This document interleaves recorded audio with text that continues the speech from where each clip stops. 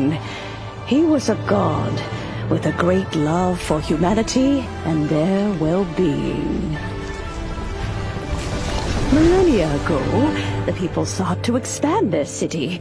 They built a dwelling on the plains and called it Stove God cared greatly for the people, turning himself into minions who went into every home, fostering food and solidarity alike. Alas, their home was taken by a flood. The waters ravaged the Gwali assembly and forced the people back south to Liyue Harbor. Though the distance was not far, the journey was plagued by a terrible storm. For a dozen days the Adepti stayed by their side. During this time, the Stove God cooked an ancient delicacy, flatbread with a meat sauce to stave off the cold and damp, fit for those on the move. Centuries later, disaster and plague arose once more. The Stove God would appear no longer, for he placed all of his power into the land itself to quell the calamities. His power expended, and his wits greatly reduced. Thus his body decreased in size. By the time he parted ways with us, he wasn't even the height of a human. He told Rex Lapis and I of the dishes that bring joy and of the secrets of the flame, then went into the mountains and entered into a long slumber.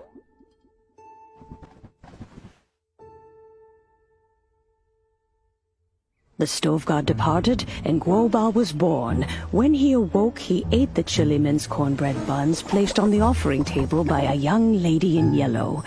Though he did not remember the past, he was profoundly moved and decided to follow this young lady thereafter.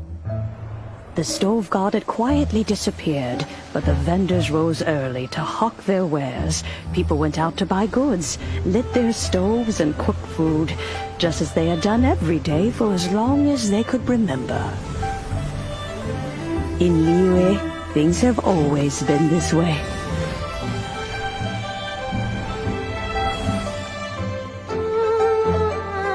Nature provides, the mountains rejoice. We are blessed by heaven's good grace. Years have gone by. The world has transformed, but our way of life survives.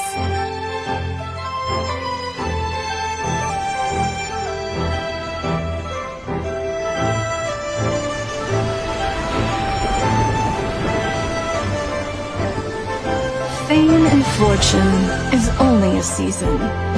It is the moment that we should embrace.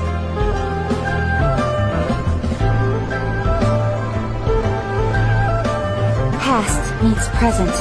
Heritage becomes legacy. Long into the future may we thrive.